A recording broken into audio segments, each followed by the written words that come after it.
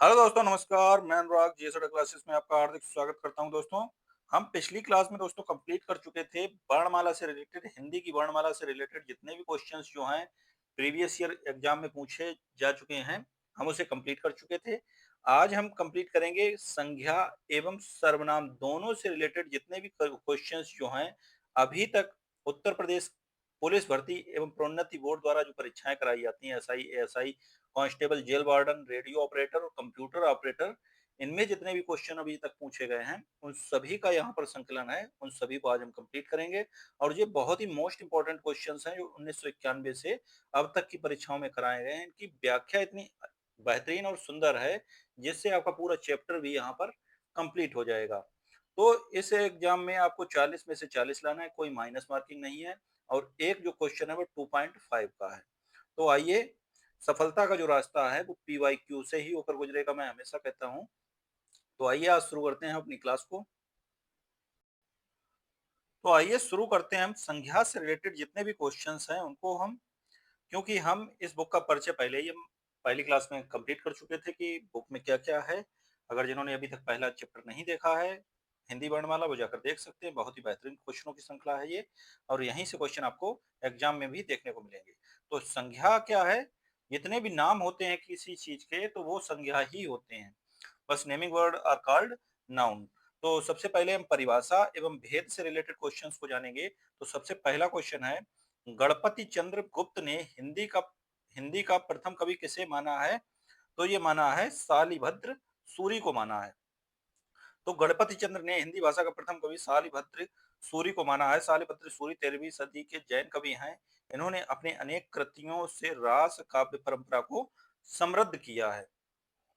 Next की बात करें, व्यक्ति, वस्तु या स्थान के नाम को क्या कहते हैं? बच्चा जो है कक्षा 2, 3, 4 की क्लास से आजकल जानने लगता है कि संज्ञा क्या है, तो ये क्वेश्चन तो किसी का भी गलत नहीं होगा। संज्ञा, किसी व्यक्ति, वस्तु या स्थान के नाम को संज्ञा कहते हैं। संज्ञा, जब संज्ञा के स्थान पर प्रयुक्त होने वाले शब्द या सर्वनाम कहलाते हैं। जिन शब्दों से काम या करना होना पाया जाए उसे क्रिया कहते हैं। संज्ञा और सर्वनाम की विशेषता बताने वाले शब्द क्या कहलाते हैं? विशेषण कहलाते हैं। अब व्यक्तिगत, व्यक्तिवाचक जो संज्ञा है उससे रिलेटेड क्वेश्चन। तो भारत संज्ञा का कौन सा प्रकार है? तो भारत नाम है। जब किसी चीज का नाम आता है तो वो कौन सा हो जाएगा? डायरेक्ट हम कह रहे हैं राम, तो राम बोला तो व्यक्तिवाचक संज्ञा हो जाएगा।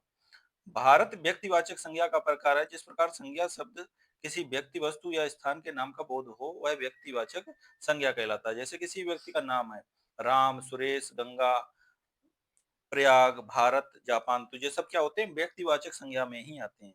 अब देखिए वही क्वेश्चन आ गया, गंगा शब्द, गंगा संज्ञा का कौन सा प्रकार है? तो गंगा जो है, तो गंगा जो है वो गंगा संज्ञा का कौन सा प्रकार है? व्यक्तिवाचक संज्ञा है। नेक्स्ट की बात करें, इसकी व्याख्या देख लेते हैं। गंगा व्यक्तिवाचक संज्ञा का उदाहरण है। संज्ञा उस विकारी शब्द को कहते हैं जिससे किसी विशेष वस्तु, जीव का नाम का बोध हो। संज्ञा के 5 भेद हैं। एक है जातिवाचक संज्ञा, 2 है व्यक्तिवाचक संज्ञा, 3 है समूहवाचक, 4 है भाववाचक और 5 है द्रव्यवाचक। व्यक्तिवाचक संज्ञा, जिस शब्द से किसी एक स्थान, वस्तु, व्यक्ति के नाम का बोध हो वहां व्यक्तिवाचक संज्ञा होती है, जैसे गंगा, हिमालय, रोहन आदि। नेक्स्ट क्वेश्चन की बात करें, राम संज्ञा का कौन सा प्रकार अभी बताया ही था? व्यक्तिवाचक संज्ञा। राम शब्द व्यक्तिवाचक संज्ञा है। जिस शब्द से किसी एक वस्तु या व्यक्ति का बोध हो उसे व्यक्तिवाचक संज्ञा कहते हैं, जैसे हरि, आंधी, गंगा, जापान, भारत। अब जातिवाचक की बात करेंगे तो जाति में पूरे समुदाय की बात होती है। तो इसमें से किस कौन सा शब्द जातिवाचक संज्ञा है? तो मनुष्य जो है वो जातिवाचक संज्ञा हो जाएगा। ए बिल्कुल राइट आंसर होगा। मनुष्य शब्द जातिवाचक संज्ञा। जिस संज्ञा शब्द से किसी जाति या वर्ग का बोध हो उसे जातिवाचक संज्ञा कहते हैं, जैसे मनुष्य, पुस्तक, पर्वत, वकील आदि। नेक्स्ट की बात करें, शिक्षक संज्ञा का कौन सा प्रकार है? तो शिक्षक जो है वो जातिवाचक संज्ञा है। जिन शब्दों से एक ही प्रकार के गुण धर्म रखने वाली वस्तुओं अथवा व्यक्तियों का बोध हो वे शब्द जातिवाचक संज्ञा कहलाएंगे। संबंधियों, व्यवसायों तथा पदों के नाम जातिवाचक संज्ञा के अंतर्गत आते हैं, जैसे भाई, बहन, शिक्षक, मंत्री, प्रधानमंत्री, ये सब क्या है? जातिवाचक संज्ञा है। जैसे भाई की हमने बात की तो पूरे भाई समुदाय की ये बात कर रहा है। प्रधानमंत्री की बात करी तो ये प्रधानमंत्री पूरे जो वर्ल्ड के जितने भी प्रधानमंत्री हैं सबकी बात कर रहा है। मंत्री की बात करी यार तो ये सबकी बात कर रहा है। नेक्स्ट क्वेश्चन की बात करें, इनमें से कौन सा शब्द व्यक्तिवाचक संज्ञा नहीं है, नहीं की बात कर रहा है। तो राम जो है वो व्यक्तिवाचक संज्ञा, राम भी है, गंगा भी है, और हिमालय जो है एक पर्वत का नाम है, पहाड़ नहीं हो, पहाड़ जातिवाचक संज्ञा होगा, तो इसका आंसर डी हो जाएगा। पहाड़ व्यक्तिवाचक संज्ञा नहीं है, पहाड़ जातिवाचक संज्ञा का उदाहरण है, जबकि हिमालय, गंगा, राम ये सभी व्यक्तिवाचक संज्ञा के उदाहरण हैं। नेक्स्ट की बात करें, इनमें से जातिवाचक संज्ञा कौन सी है? तो लड़का जो है वो जातिवाचक संज्ञा होगा, क्योंकि लड़का जो है वो सभी का बोध करा रहा है, पूरे लड़के जाति समुदाय का। तो दुख जो हो जाएगा एक पर्टिकुलर हो जाएगा, सेना, श्याम। तो लड़का जो है वो जातिवाचक संज्ञा है। जातिवाचक संज्ञा किसी वस्तु, व्यक्ति, जंतु, पेड़ पौधे, व्यवसाय, पद इत्यादि की पूरी जाति का ज्ञान देता है। घोड़ा, लड़का, लड़की, फूल, पंखा, कुर्सी, गाय। अब दुख क्या होगा? तो दुख क्या होता है? एक फीलिंग होती है, भाव होता है, तो ये भाववाचक संज्ञा हो जाएगी। सेना क्या होती है? सेना एक समूह होता है व्यक्तियों का, तो उसे बोल देते हैं समूहवाचक संज्ञा।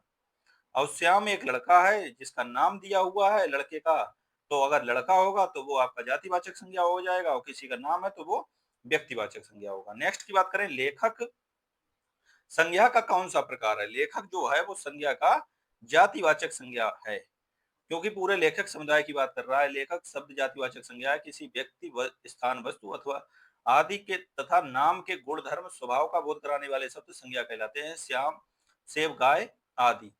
संज्ञा के 5 भेद हैं। पहला व्यक्तिवाचक संज्ञा, जातिवाचक संज्ञा, भाववाचक संज्ञा, द्रव्यवाचक संज्ञा और समूहवाचक संज्ञा।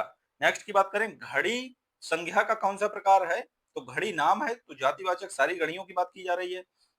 अब जब हम टाइटन बोल देंगे तो टाइटन क्या हो जाएगा? टाइटन व्यक्तिवाचक में पहुंच जाएगा। अब यहाँ पर टाइटन ना कह के घड़ी कहा जा रहा है, तो सभी घड़ियों की बात कर रहा है, तो ये जातिवाचक हो जाएगा। घड़ी जातिवाचक संज्ञा का उदाहरण है। जिस संज्ञा शब्द से एक ही प्रकार के जाति समूह का बोध हो उसे जातिवाचक संज्ञा कहते हैं। पशु पक्षियों के नाम, सगे संबंधियों के नाम, पदों के नाम, निर्जीव वस्तुओं एवं प्राकृतिक घटनाओं के नाम जातिवाचक संज्ञा के अंतर्गत आते हैं।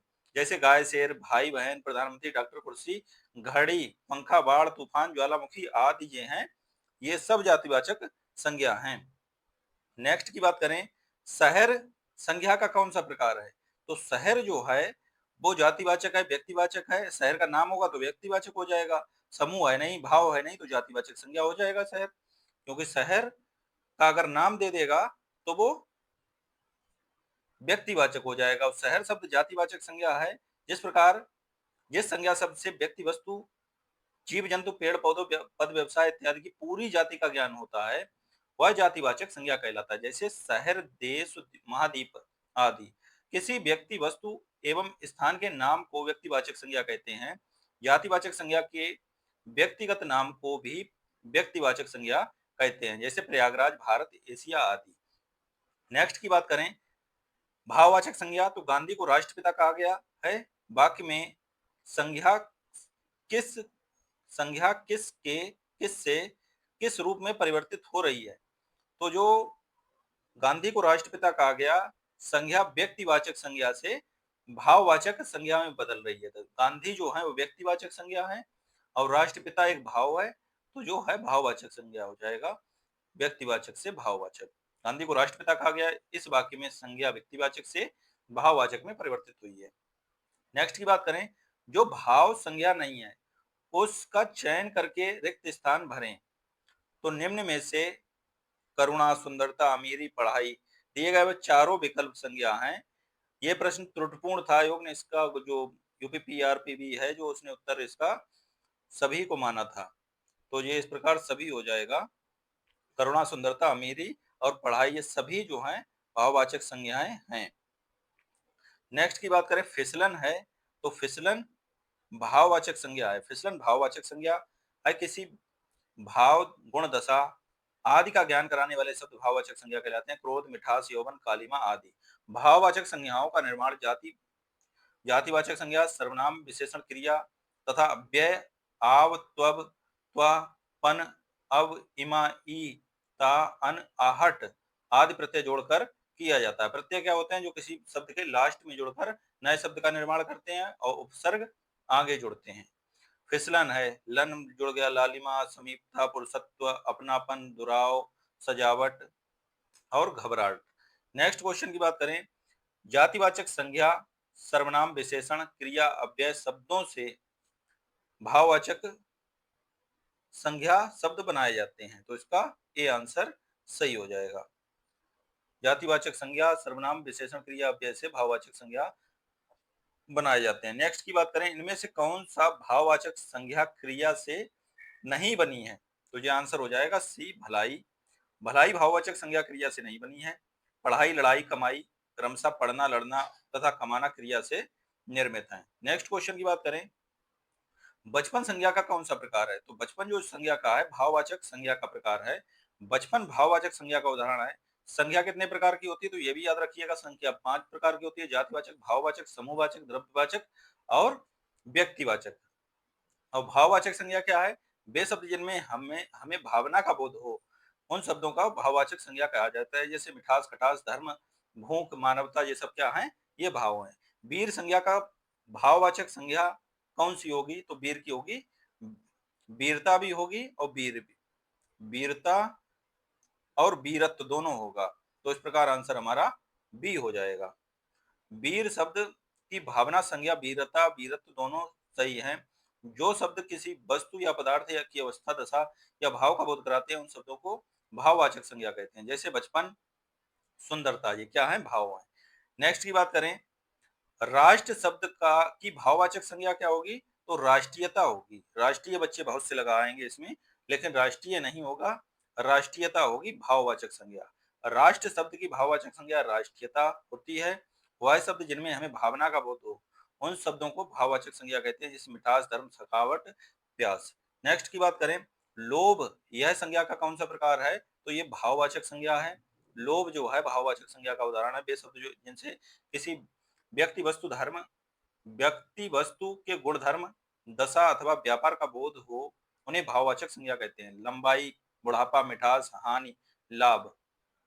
तो आप देख रहे होंगे व्याख्या कितनी अद्भुत और सुंदर दी गई है इस पुस्तक में, जिससे आपका बहुत ज्यादा बार रिवीजन हो रहा है, हो जाता है इस पुस्तक से। तो आपको इससे कठिनता नहीं होगी, और एक दो बार आप पढ़ेंगे इसे, तो आपको चीजें जो है आपके दिमाग में बिल्कुल सेट हो जाएंगी। नेक्स्ट की बात करें, व्याकरण की दृष्टि से प्रेम शब्द क्या है, तो प्रेम जो है वो भाववाचक संज्ञा है।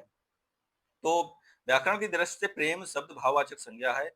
जिस संज्ञा सबसे पदार्थ की अवस्था, गुण, दोष, भाव, दशा, धर्म आदि का बोध होता है, उसे भाववाचक संज्ञा कहते हैं। जैसे मोटापा, चढ़ाई, थकावट, गर्माहट, ममता, घृणा, ये सब भाववाचक संज्ञा हैं।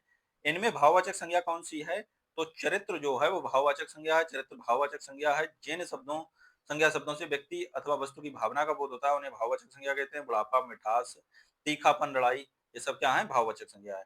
इनमें से कौन सा शब्द संज्ञा है, तो क्रोध जो है वो भाववाचक संज्ञा है, जबकि क्रोधित, क्रोधी और क्रुद्ध जो है वो विशेषण शब्द हैं।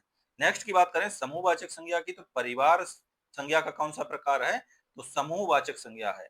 परिवार शब्द समूहवाचक संज्ञा का उदाहरण है। जिन शब्दों संज्ञा से व्यक्ति अथवा समूह का बोध हो, उन्हें समूहवाचक संज्ञा कहते हैं। जैसे गुच्छा, सेना, ग्रोह, दल, परिवार, ये सब क्या है, समूहवाचक संज्ञा है। नेक्स्ट की बात करें, इनमें से समूहवाचक संज्ञा कौन सी है, तो सेना जो है वो समूहवाचक संज्ञा हो जाएगी। संज्ञा समूहवाचक, सेना शब्द समूहवाचक संज्ञा। संज्ञा वे शब्द हैं जो किसी व्यक्ति, प्राणी, वस्तु, स्थान, भाव आदि के नाम के रूप में प्रयुक्त होते हैं। संज्ञा के 5 भेद होते हैं: व्यक्तिवाचक संज्ञा, भाववाचक संज्ञा, जातिवाचक संज्ञा, द्रव्यवाचक संज्ञा और समूहवाचक संज्ञा। अब हम नेक्स्ट टॉपिक कवर करेंगे, सर्वनाम। ये भी आपका बहुत ही मोस्ट इंपॉर्टेंट टॉपिक है। संज्ञा से रिलेटेड जितने अभी तक क्वेश्चन पूछे गए हमने सारे कवर कर लिए हैं। अब हम सर्वनाम को करेंगे। ये 4th चैप्टर है। 3rd चैप्टर में लिंग, वचन, कारक जो है इकट्ठा कवर करेंगे, इसलिए हम संज्ञा और सर्वनाम को एक साथ कवर कर ले रहे हैं। तो सर्वनाम में सबसे पहला जो टॉपिक है परिभाषा एवं भेद से रिलेटेड है। इसमें फर्स्ट क्वेश्चन है, निम्नलिखित प्रश्न में 4 विकल्पों में से उस विकल्प का चयन कीजिए जो दिए गए वाक्य का सही विकल्प है। सर्वनाम का शाब्दिक अर्थ क्या होता है, तो ये होता है सबका नाम। जैसे हम बोलते हैं राम, तो राम की जब हमने वह लगा दिया तो वह सभी को निरूपित कर रहा है। तो सर्वनाम का शाब्दिक अर्थ सबका नाम। सर्व का मतलब सभी और नाम का मतलब नाम। वस्तुतः वाक्य में जिन शब्दों का प्रयोग संज्ञा के बदले होता है उन्हें सर्वनाम कहते हैं। नेक्स्ट की बात करें, क्या आप घर भी जाएंगे? वाक्य में रेखांकित पद क्या है? तो ये सर्वनाम है। क्या आप घर भी जाएंगे? आप जो है वो क्या हो जाएगा? सर्वनाम हो जाएगा। वाक्य में रेखांकित पद सर्वनाम है। संज्ञा के स्थान पर प्रयुक्त होने वाले शब्द क्या कहलाते हैं? सर्वनाम कहलाते हैं। तुम, हम, वे, आप, ये सभी क्या हैं? ये सब सर्वनाम पद हैं। नेक्स्ट की बात करें, सर्वनाम का भेद इनमें से कौन सा नहीं है? तो संबंधवाचक सर्वनाम होता है, प्रश्नवाचक सर्वनाम होता है, निजवाचक, गुणवाचक, संज्ञा गुणवाचक सर्वनाम नहीं होता है। नेक्स्ट की बात करें, गुणवाचक सर्वनाम का भेद नहीं बल्कि विशेषण का भेद है। वे शब्द जो संज्ञा के स्थान पर प्रयुक्त होते हैं सर्वनाम कहलाते हैं। सर्वनाम के 6 भेद होते हैं: पुरुषवाचक, निजवाचक, प्रश्नवाचक, निश्चयवाचक, अनिश्चयवाचक और संबंधवाचक। नेक्स्ट की बात करें, संयुक्त सर्वनाम नामक सर्वनाम की एक पृथक श्रेणी का उल्लेख इनमें से किस विद्वान ने किया है? तो यह किया है डॉक्टर दिमीसित्स ने किया। डॉक्टर दिमीसित्स ने। तो संयुक्त सर्वनाम नामक सर्वनाम की एक पृथक श्रेणी का उल्लेख डॉक्टर दीमसित्स ने किया। ऐसे शब्द जो संयुक्त होकर सर्वनाम के रूप में प्रयुक्त रूप में कार्य करते हैं उन्हें संयुक्त सर्वनाम कहते हैं। जो, कोई, सब कोई, कुछ एक, कोई ना कोई इत्यादि। संयुक्त सर्वनाम स्वतंत्र रूप से संज्ञा अथवा मूल सर्वनाम के साथ प्रयुक्त होते हैं। नेक्स्ट क्वेश्चन की बात करें, इनमें से सर्वनाम की उपर्युक्त परिभाषा कौन सी है? तो संज्ञा के स्थान पर प्रयुक्त होने वाले शब्द क्या कहलाते हैं? सर्वनाम। और इनके भेद जो हैं वो 6 भेद हैं। कौन कौन से हैं? पुरुषवाचक सर्वनाम, निजवाचक सर्वनाम, निश्चयवाचक सर्वनाम, अनिश्चयवाचक सर्वनाम, संबंधवाचक सर्वनाम, प्रश्नवाचक सर्वनाम। हिंदी व्याकरण में कुल 6 प्रकार के सर्वनाम की चर्चा की गई है। मैं, तुम, आप, यह, वह, जो, सो, कोई, कुछ, कौन, क्या। नेक्स्ट की बात करें, सर्वनाम के भेद भी पूछा गया है। ये देखिए कितने हैं? 6 हैं। और यूपीएसआई 2021 में ही पूछे गए हैं, दोनों शिफ्ट में, सेकंड में। तो सर्वनाम के 6 भेद यह हैं। और जो संज्ञा के स्थान पर प्रयुक्त होते हैं उन्हें सर्वनाम कहते हैं। जैसे मैं, तुम, हम, आप आदि, उसका ये सब सर्वनाम है। और 6 भेद कौन कौन से हैं? पुरुषवाचक, निश्चयवाचक, अनिश्चयवाचक, संबंधवाचक, प्रश्नवाचक और निजवाचक। हिंदी में कुल कितने सर्वनाम है? तो हिंदी में जो है वो 11 सर्वनाम है। सर्वनाम उन शब्दों को कहा जाता है जिन शब्दों का प्रयोग संज्ञा के स्थान पर करते हैं। इसके अंतर्गत मैं, तू, यह, वह, आप, सो, जो, कौन, क्या, कोई, कुछ आते हैं। नेक्स्ट की बात करें, इनमें से संयुक्त सर्वनाम का उदाहरण है। तो कुछ ना कुछ जो है वो संयुक्त सर्वनाम का उदाहरण है। संयुक्त सर्वनाम पृथक श्रेणी के सर्वनाम है। संयुक्त सर्वनाम में एक शब्द नहीं बल्कि एक से अधिक शब्द होते हैं। संयुक्त सर्वनाम स्वतंत्र रूप से या संज्ञा शब्दों के साथ प्रयुक्त होता है, जैसे जो, कोई, कुछ। नेक्स्ट क्वेश्चन की बात करें, नेक्स्ट आता है पुरुषवाचक सर्वनाम। तो पुरुषवाचक सर्वनाम जो है इनमें से कौन सा विशेषण नहीं है? तो बी जो हो जाएगा, जिस पुरुषवाचक सर्वनाम हो जाएगा। तुम जो है शब्द विशेषण ना होकर सर्वनाम है। हिंदी व्याकरण में कुल 11 सर्वनाम है। तुम जो शब्द पुरुषवाचक सर्वनाम है, जो सर्वनाम वक्ता, श्रोता तथा किसी अन्य के लिए प्रयुक्त होता है उसे पुरुषवाचक सर्वनाम कहते हैं। जैसे मैं, तुम, वह आदि। जबकि काला, शांत आगामी शब्द विशेषण है। नेक्स्ट क्वेश्चन की बात करें, 10 नंबर, निम्नलिखित प्रश्न में 4 विकल्पों में से उस सही विकल्प का चयन करें जो बताता है कि कौन सा पुरुषवाचक सर्वनाम का भेद नहीं है। तो अति उत्तम जो है वो पुरुषवाचक सर्वनाम का भेद नहीं है। अति उत्तम पुरुषवाचक सर्वनाम का भेद नहीं है। शेष अन्य विकल्प पुरुषवाचक सर्वनाम का वर्गीकरण है। ज्ञातव्य हो कि सर्वनाम 6 हैं। कौन कौन से पुरुषवाचक सर्वनाम? निश्चयवाचक सर्वनाम, अनिश्चयवाचक, प्रश्नवाचक सर्वनाम, निजवाचक सर्वनाम और संबंधवाचक सर्वनाम। नेक्स्ट की बात करें, निम्नलिखित में से कौन सा सर्वनाम है? घर, पहाड़, आप। तो दूर से देखने में लग रहा है कि आप और सभी जो क्या हो जाएंगे? संज्ञा हो जाएंगे। जो सब संज्ञा के स्थान पर प्रयुक्त होते हैं उन्हें सर्वनाम कहते हैं। मैं, तुम, हम, यह, आप, इसका, उसका, तुम्हारा आदि। सर्वनाम के भेद की बात करें तो पुरुषवाचन में कौन कौन से आते हैं? तो उत्तम में मैं, हम, आई भी आ जाते हैं, आई और बी। यू जो आता है वो मध्यम में आता है। और दिस, दैट, ही, सी, ये सभी आपके अन्य पुरुष में आते हैं। निश्चयवाचक सर्वनाम यह, ये, वह, वे। अनिश्चय में कोई, कुछ। संबंधवाचक में जो, सो। और प्रश्नवाचक में कौन, क्या। निजवाचक में आप आ जाता है।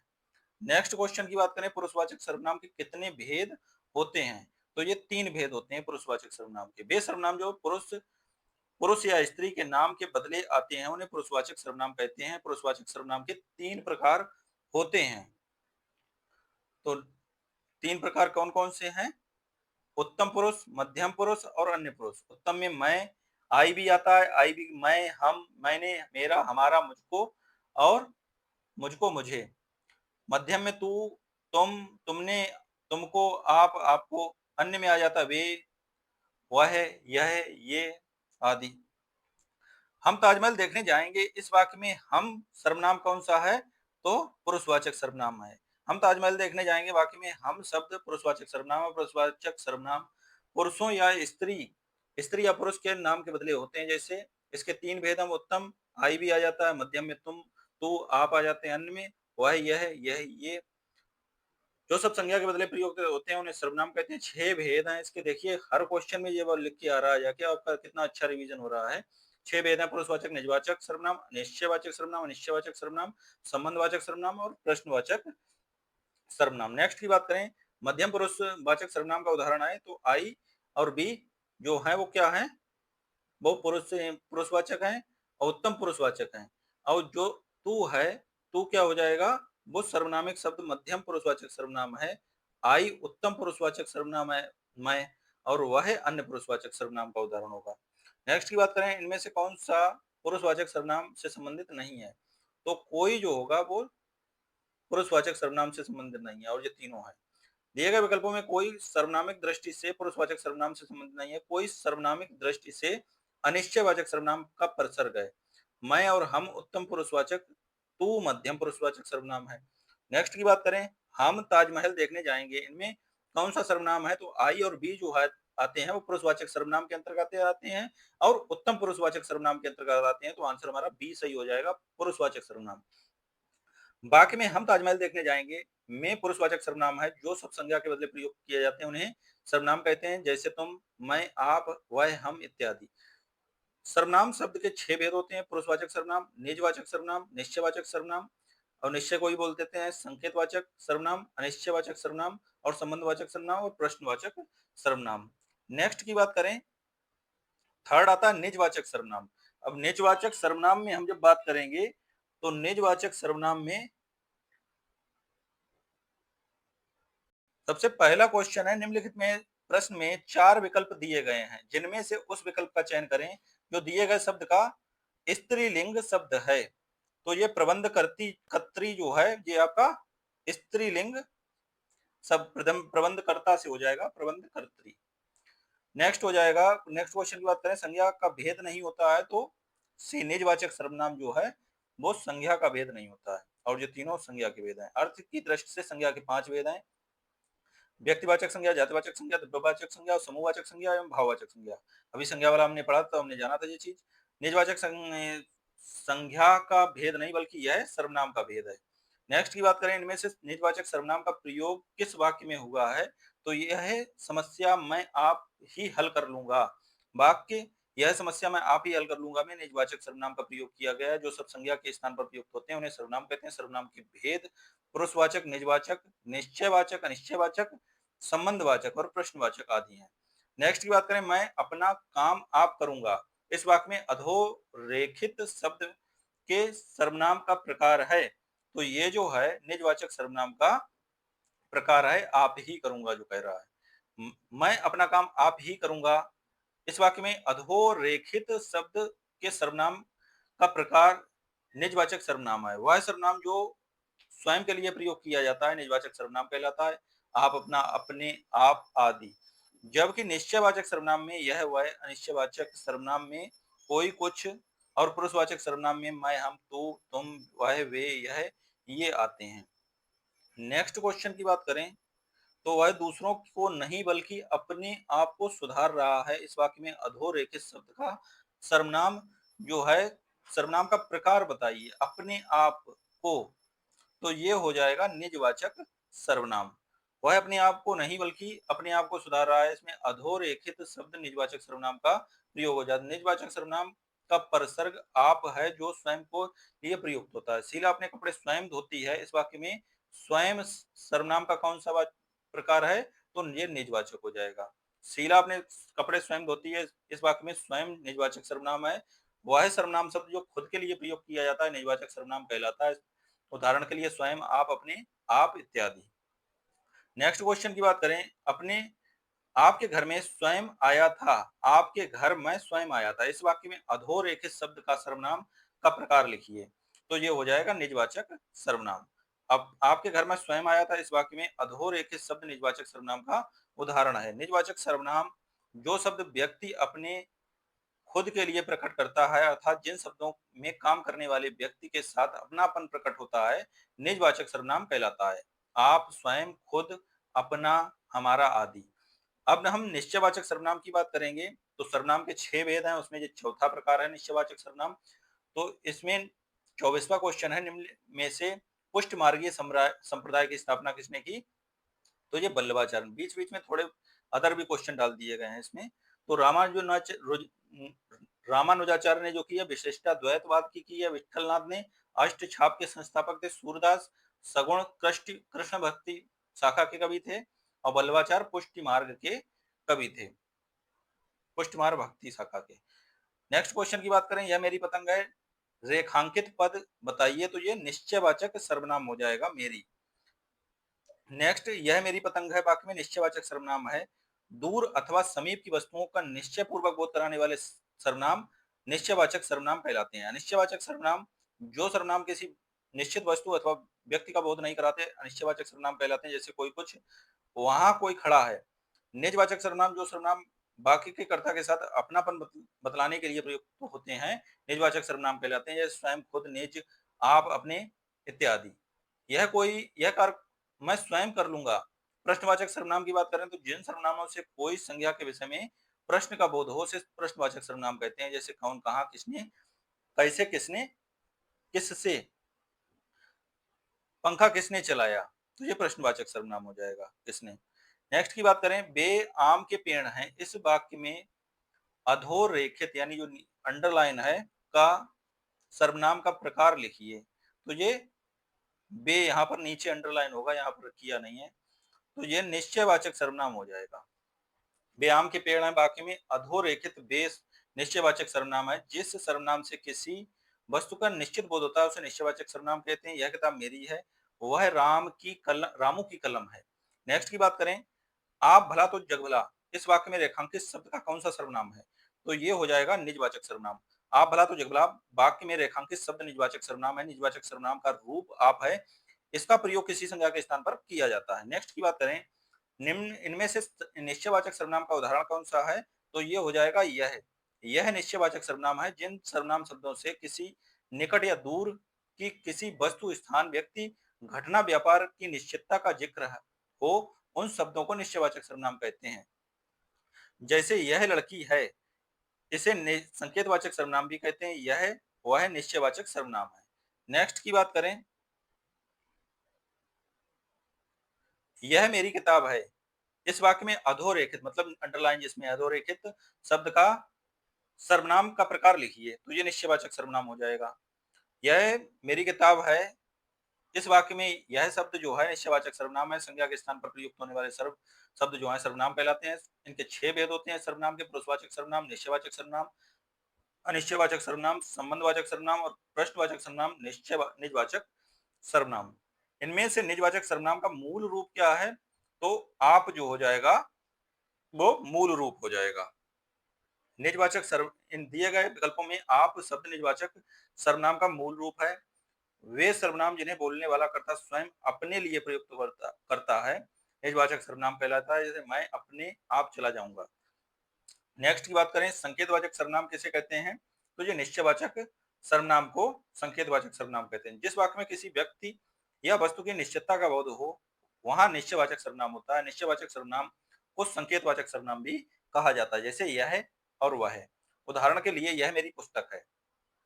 अब हम निश्चयवाचक सर्वनाम फिफ्थ जो है सर्वनाम का प्रकार, उसकी बात करेंगे। क्वेश्चन है, निम्नलिखित प्रश्न में दिए गए विकल्पों में से रेखांकित शब्द के आधार पर सर्वनाम के सही भेद को पहचानिए। कोई आपसे मिलने आया है, तो अनिश्चयवाचक सर्वनाम हो जाएगा ये। प्रश्नगत वाक्य में रेखांकित अंश के आधार पर यहाँ अनिश्चयवाचक सर्वनाम है। जिस सर्वनाम से किसी पदार्थ या व्यक्ति का निश्चित बोध हो उसे अनिश्चयवाचक सर्वनाम कहते हैं। जैसे कुछ दे दीजिए, कोई आपसे मिलने आया, कुछ तो कहो।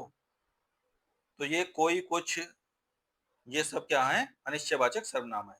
कोई सज्जन आपको बुला रहा है, इस वाक्य में कोई सर्वनाम का प्रयोग किया गया है, तो ये कौन सा है? अनिश्चयवाचक सर्वनाम है। कोई अनिश्चयवाचक सर्वनाम का उदाहरण हो जाएगा। आंसर आपका सी सही होगा।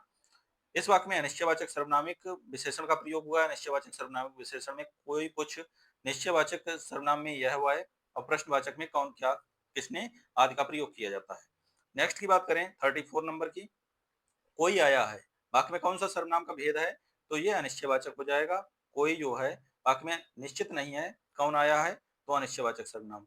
नेक्स्ट की बात, कोई आ रहा है, तो कौन सा सर्वनाम है? अनिश्चयवाचक।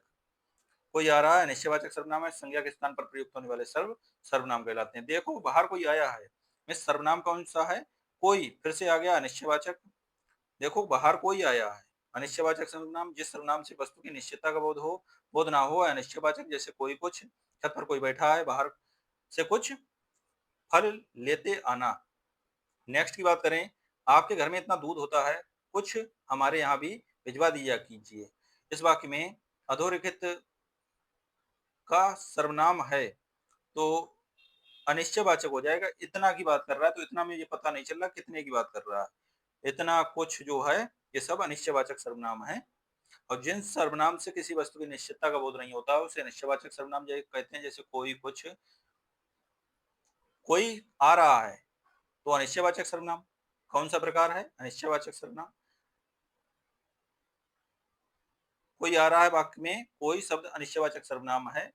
संज्ञा के स्थान पर प्रयुक्त होने वाले शब्द सर्वनाम कहलाते हैं। मैं, तुम सर्वनाम के 6 भेद हैं। कौन कौन से? पुरुषवाचक सर्वनाम, निश्चयवाचक सर्वनाम, अनिश्चयवाचक सर्वनाम, संबंधवाचक सर्वनाम, प्रश्नवाचक सर्वनाम और निजवाचक सर्वनाम। नेक्स्ट की बात करें, इनमें से अनिश्चयवाचक सर्वनाम कौन सा है? तो वो कुछ जो है वो अनिश्चयवाचक सर्वनाम हो जाएगा। ऐसे शब्द जिनमें स्थान, व्यक्ति, वस्तु आदि के द्वारा कोई निश्चितता का बोध नहीं होता है, वह शब्द जो वस्तु या पदार्थ के निश्चित होने का बोध नहीं करा पाते हैं, अनिश्चयवाचक सर्वनाम कहलाते हैं। जैसे कुछ, कोई, किसी। नेक्स्ट की बात करें, कोई और कुछ का प्रयोग निम्न में से किस सर्वनाम में किया जाता है? तो ये किया जाता है अनिश्चयवाचक सर्वनाम में। अनिश्चयवाचक सर्वनाम में कोई और कुछ का प्रयोग किया जाता है जिस वाक्य में व्यक्ति या वस्तु की निश्चितता का बोध ना हो, वहां अनिश्चयवाचक सर्वनाम होता है। जैसे छत पर कोई बैठा, तो कोई की बात कर रहा है, तो अनिश्चयवाचक हो जाएगा। बाजार से कुछ फल लेते आना, तो जो कुछ क्या हो जाएगा? अनिश्चयवाचक हो जाएगा। नेक्स्ट की बात करें, किसी को बुलाओ, वाक्य में किसी इनमें से क्या है? तो ये अनिश्चयवाचक सर्वनाम है। किसी को बुलाओ वाक्य में किसी अनिश्चयवाचक सर्वनाम है। जिस सर्वनाम से किसी व्यक्ति या पदार्थ की निश्चितता का बोध ना हो उसे निश्चयवाचक सर्वनाम कहते हैं। दुकान पर कोई आया, तो कोई क्या हो जाएगा? अनिश्चयवाचक। आपके घर में इतने मेहमान आए, कुछ मेहमान हमारे यहाँ भी भिजवा दीजिए। दोबारा रिवीजन हो रहा है, रिपीट हो रहा है यही क्वेश्चन। इस वाक्य में अधोरेखित शब्द में सर्वनाम का कौन सा प्रकार है? तो अनिश्चयवाचक। आपके घर इतने मेहमान आए हैं, कुछ हमारे यहाँ भी भिजवा दीजिए। इस वाक्य में अधोरेखित शब्द इतने एवं कुछ अनिश्चयवाचक सर्वनाम है। जिस सर्वनाम में शब्द से किसी व्यक्ति या वस्तु की निश्चितता का बोध ना हो वह अनिश्चयवाचक सर्वनाम कहलाता है। जैसे कोई, कुछ, कोई आपको बुला रहा है। नेक्स्ट की बात करें, निम्नलिखित में से अनिश्चयवाचक सर्वनाम नहीं है, तो जो और वह जो है अनिश्चयवाचक सर्वनाम नहीं है। और जो कुछ, ना कुछ, सब कुछ, कुछ भी, तो ये सब अनिश्चयवाचक हैं। जो और वह अनिश्चयवाचक सर्वनाम नहीं है। जिस सर्वनामिक वस्तु से किसी वस्तु की अनिश्चितता का बोध हो वह अनिश्चयवाचक सर्वनाम कहलाता है। कोई, कुछ, सब कुछ, कुछ ना कुछ, ये सब अनिश्चयवाचक सर्वनाम है। अब हम लास्ट सर्वनाम की बात करेंगे, तो संबंधवाचक सर्वनाम। जैसे वह आया वैसे ही चला गया। इस वाक्य में अधोरेखित शब्दों का सर्वनाम का प्रकार बताइए, तो ये हो जाएगा संबंधवाचक सर्वनाम। जैसे वह आया वैसे ही चला गया, इस वाक्य में संबंधवाचक सर्वनाम है। जिन सर्वनाम से किसी दूसरे निश्चित सर्वनाम से संबंध स्थापित किया जाए उसे सर्वनाम संबंधवाचक सर्वनाम कहते हैं। जैसे जो और सो। नेक्स्ट की बात करें, जैसा करोगे वैसा भरोगे, ये क्या हो जाएगा? संबंधवाचक सर्वनाम। जैसा करोगे वैसा भरोगे में संबंधवाचक सर्वनाम है। संबंधवाचक सर्वनाम जिन शब्दों का प्रयोग किसी वस्तु या व्यक्ति का संबंध बताने के लिए किया जाए वे संबंधवाचक सर्वनाम कहलाते हैं। जैसे नेक्स्ट क्वेश्चन की बात करें, मैं अपने आप वस्त्र साफ कर लेता हूँ, इस वाक्य में कौन सा शब्द सर्वनाम है? तो ये निजवाचक सर्वनाम हो जाएगा। मैं अपने आप वस्त्र साफ कर लेता हूँ, इस वाक्य में निजवाचक सर्वनाम है। निजवाचक सर्वनाम का आशय निजता अथवा स्वयं से है। नेक्स्ट की बात करें, मैं स्वयं ही आया हूँ, इस वाक्य में अधोरेखित शब्द का सर्वनाम है, तो ये भी आपका निजवाचक सर्वनाम हो जाएगा। नेक्स्ट की बात करें, इनमें से संबंधवाचक सर्वनाम है, तो वह जो हो जाएगा, जो है वो संबंधवाचक सर्वनाम है। सी आपका सही आंसर हो जाएगा इसका। तो वह सर्वनाम शब्द जो किसी वाक्य में प्रयुक्त संज्ञा अथवा सर्वनाम के संबंध का बोध कराए उसे संबंधवाचक सर्वनाम कहते हैं। संबंधवाचक सर्वनाम में जो, सो, उसी आदि शब्दों का प्रयोग किया जाता है। नेक्स्ट की बात करें, इनमें से संबंधवाचक सर्वनाम का प्रयोग किस वाक्य या किन वाक्यों में हुआ है? तो ये सभी में हुआ है। जो सोता है सो खोता है, जिसने परिश्रम किया वह सफल हो गया, जैसी करनी और वैसी भरनी। तो जो भी आ रहा है, जो, सो, जिसने, जैसी, वैसी, ये शब्द आए जहाँ पर, तो वहाँ पर संबंध एक दूसरे से जब जुड़ रहा है तो वहाँ संबंधवाचक सर्वनाम होता है। दिए गए विकल्पों में संबंधवाचक सर्वनाम का प्रयोग किया गया है वह सर्वनाम शब्द जो किसी वाक्य में प्रयुक्त संज्ञा अथवा सर्वनाम के संबंध का बोध कराए उसे संबंधवाचक सर्वनाम कहते हैं। जो करेगा सो भरेगा, इसमें जो, सो संबंधवाचक सर्वनाम है। नेक्स्ट की बात करें, सातवां है प्रश्नवाचक सर्वनाम। तो प्रश्नवाचक सर्वनाम, इनमें से किस प्रकार के प्रश्नवाचक सर्वनाम का प्रयोग हुआ है? तो आप कहेंगे तो मैं यहीं बैठूँगा, कुछ काम किया करो, पुस्तक किससे? अब यहाँ पर प्रश्न भी लगा हुआ है, तो प्रश्नवाचक सर्वनाम ऐसे ही देखने में लग रहा है, किससे मँगाई? तो वाक्य में प्रश्नवाचक सर्वनाम का प्रयोग होगा, संज्ञा के स्थान पर प्रयुक्त होने वाले शब्द सर्वनाम कहलाते हैं। इनमें सर्वनाम शब्द कौन-सा है? तो प्रश्नवाचक सर्वनाम कौन हो जाएगा? 6 भेद होते हैं सर्वनाम के, यहाँ पर ये 7वां टॉपिक आ रहा है, कि पहला तो वो परिभाषा और उससे रिलेटेड था, इसलिए यहाँ पर ये सब लिखा हुआ है। तो 6 भेद से रिलेटेड हो जाएगा। ये लास्ट भेद है प्रश्नवाचक सर्वनाम, पुरुषवाचक सर्वनाम, निजवाचक सर्वनाम, निश्चयवाचक, अनिश्चयवाचक, संबंधवाचक और प्रश्नवाचक। तुम कौन हो? तो तुम क्या हो जाएगा? प्रश्नवाचक सर्वनाम। अधोरेखित कह रहा है, तो अधोरेखित कौन की बात कर रहा है, तो कौन जो हो जाएगा वो प्रश्नवाचक हो जाएगा, इसके नीचे अंडरलाइन करनी थी। तुम कौन हो, इस वाक्य में अधोरेखित सर्वनाम तुम प्रश्नवाचक सर्वनाम होगा, किंतु विकल्प में ना दिए जाने के कारण कौन सर्वनाम को ध्यान में रखते हुए प्रश्नवाचक सर्वनाम मान लिया गया है। ये माना गया है क्योंकि इसके नीचे जो क्वेश्चन ही आपका गलत एक प्रकार से कर दिया है, अंडरलाइन उसके नीचे नहीं लगानी थी, कौन के नीचे लगानी थी। नेक्स्ट नेक्स्ट हमारा टॉपिक स्टार्ट होगा। तो इस प्रकार हमारा जो है संज्ञा और सर्वनाम दोनों टॉपिक आपके पीवाईक्यू के कंप्लीट हो गए हैं, और यहाँ से आपके क्वेश्चन मिल देखने को मिलेंगे ही मिलेंगे। एक से दो ज्यादा क्वेश्चन इससे नहीं पूछे जाते हैं, दोनों से अगर पूछे जाएंगे तो 3 से 4 क्वेश्चन पूछे जा सकते हैं। तो यहाँ से क्वेश्चन आपके छूटने की भी संभावना नहीं रहेगी, क्योंकि इससे संज्ञा और सर्वनाम से हल्के-हल्के ही क्वेश्चन पूछे जाते हैं, जो ज़्यादातर बच्चों को आते हैं। तो आशा करता हूँ आपको वीडियो काफ़ी पसंद आया होगा। पसंद आया तो लाइक करें, सब्सक्राइब करें, शेयर करें। Thank you for watching this video.